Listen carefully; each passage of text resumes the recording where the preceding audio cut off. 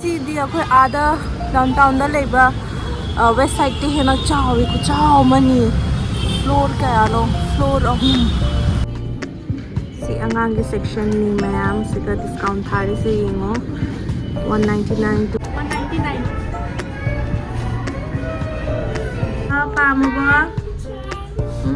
ꯄꯥꯝꯕꯅ ꯂꯣꯏꯔꯦꯅꯦ ꯋꯥ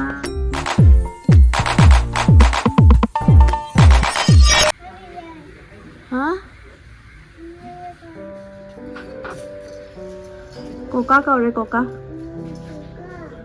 Coca na kaure. Hi everyone. Mayam kamai taunarige nungaramgani haina su khali. Mayam hajik January changakpagi hapta amasidi ko tat launa ingvido oyeba. To nungsa sa taraga tui amuk tu phayeba. Do asi aina tilau khana thaba se khara chongkhatle mayam pitru na su chongkhatle. Video gi hau basiga ko mukbang macha ama tawrake.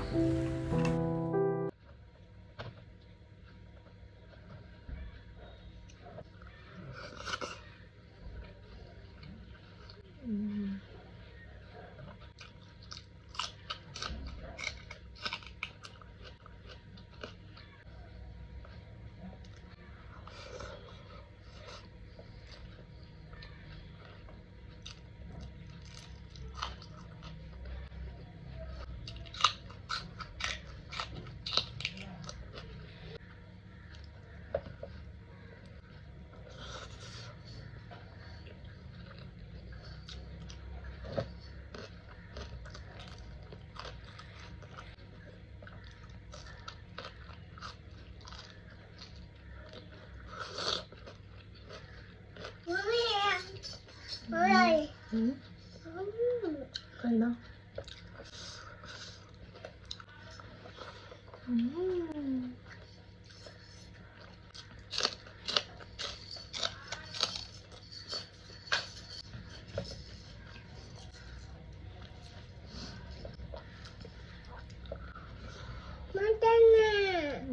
Mama. Do.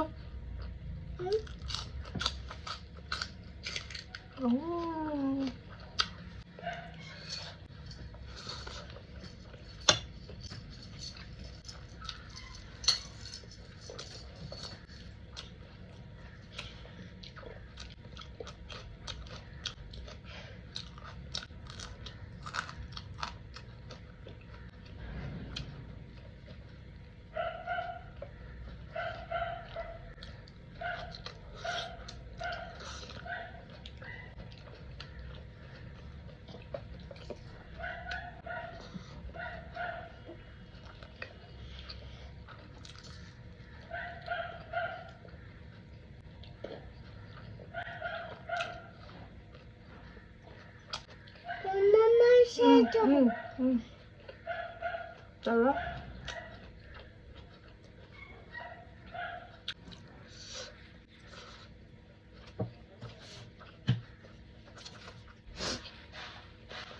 Mama şişe. Şişe.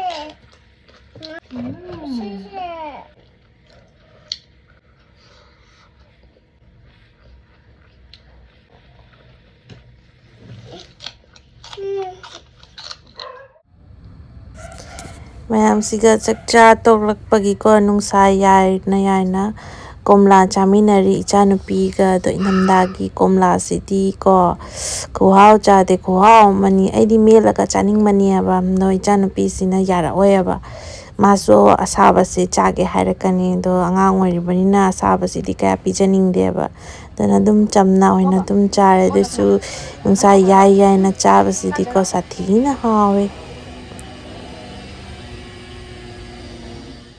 Welcome back to my channel. Mayam video anauba ama puraga lae na mayam kamai tawrige nungaramgani haina su khalli mayam ngasi gi video sidi ko aiga imanabi ama khoi haina thabak suminarami aba pulap thabak suminarami do hajik aidi tokrabna do ma haji dum contact tawre ba marmarta do ma ga ngasi se westside chalusi na haya ba discount yam thari website chalusi dum jingba oina pamagadi laurakani pamdragadi dum jingthowa lakani aba kuire su thoktaba dum siga dum hapta ama hinjale dum leiba duna tanna ko phai chalurasi thokpa lakjarani ana da mayam haji ai ga chani piga lotion lore haji ma ngari ni to ma laga ma pula chapinarani da horen mathang kari tauba khoi mayam da dum ucharake da mayam yengminasi ko am se lere ai na ngasi series sidi thaina gine na thabak tawring ai gi kai hani t-shirt ni ko full t-shirt adigi si khangao se lere khangup angawba ma okay mani amta jenge mama side please se lere da ma'am amu ba set pagira khangne mayang khar kang mama li da ma'am jealousy icha nu paina sikau lere kari no bindi tapta na nap chali do manya bindi tapta na nam chali do kari gi no Hajade, lauto. Mayam thoe hojik. Jana, hai taro sida. Na. Wali chakada ba. Mana bina main road daida mayam ngani hai. Mani, audong se landri mamang na koi la lau rasi. Oh no.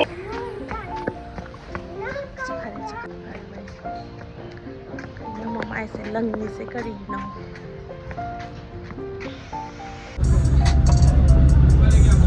bây giờ mình chỉ best phẩm đi dầu đôi đấy chắc phải hai tờ rồi xong rồi 2 tờ rồi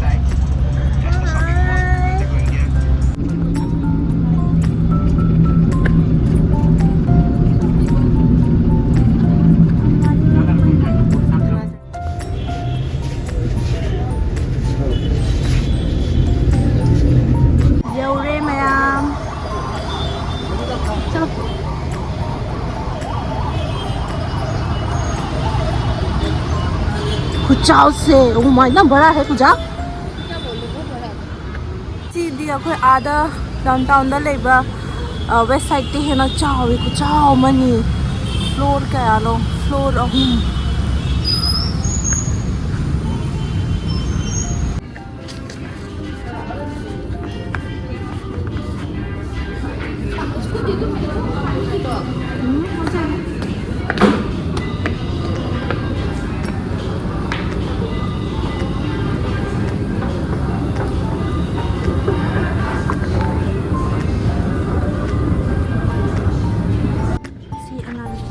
ma'am जा रहे फसा लाई रखी पूजा ये क्या है देखो ना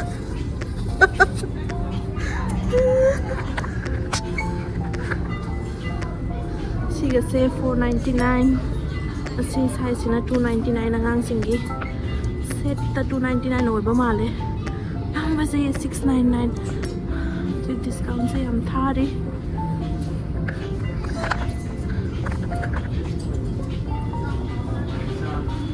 बच्चा का सेक्शन में खुद के लिए भी देख रहा है क्या? हाँ?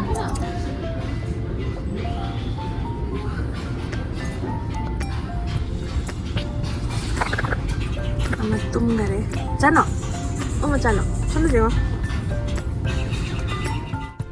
सी अंगांग की सेक्शन में मैम सिका डिस्काउंट थारी से येंगो 199, 299, 499 इंटर कलेक्शन पुनः मगता डिस्काउंट था।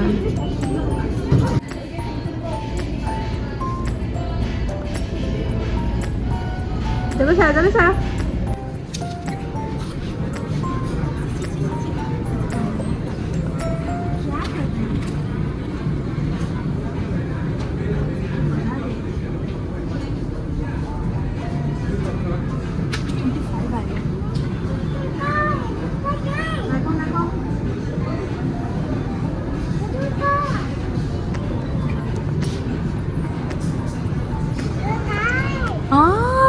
क्या है स्ट्रॉबेरी?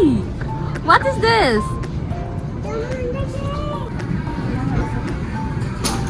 ओए क्या कर रहा है? ये भी बहुत क्यूट है तो कितना साइज चाहिए? 25 एक में भी 25 नहीं मिला क्या?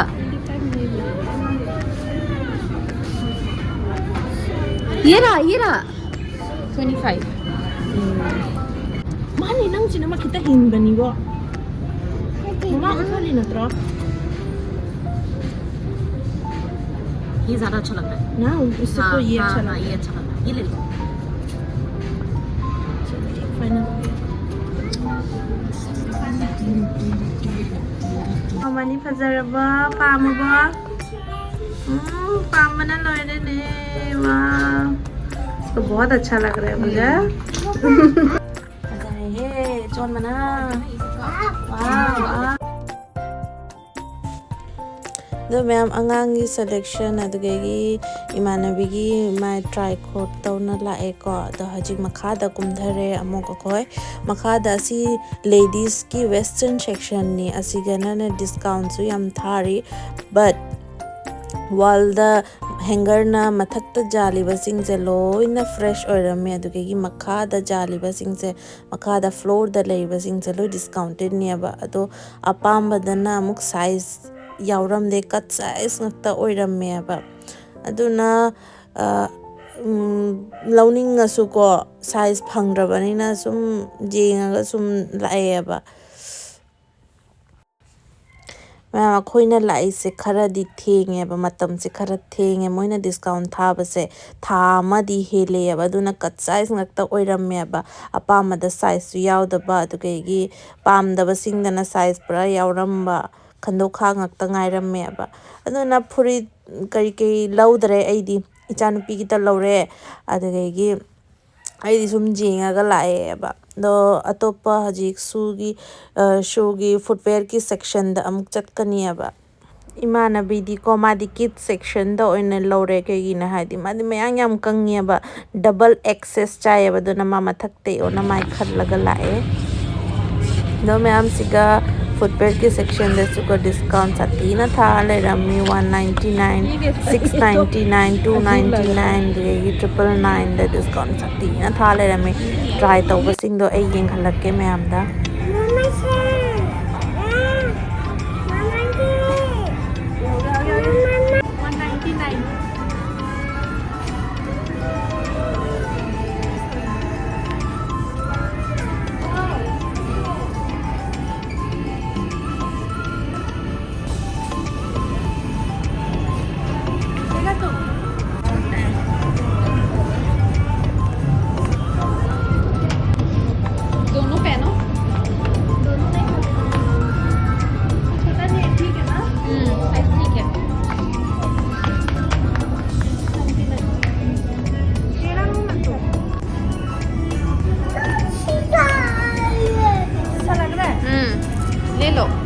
अदो मैम अखोई सिगा लोइना बिलिंग तौना खोतना लैना लाए को थोले दैचा नुपीसिना हजी कारण से तौबा येउ को माना चिंगा सिगाइरनी अदो मैम वीडियो से साइ सिका लोशल लगे मथंगी वीडियो दा थिंगनरसे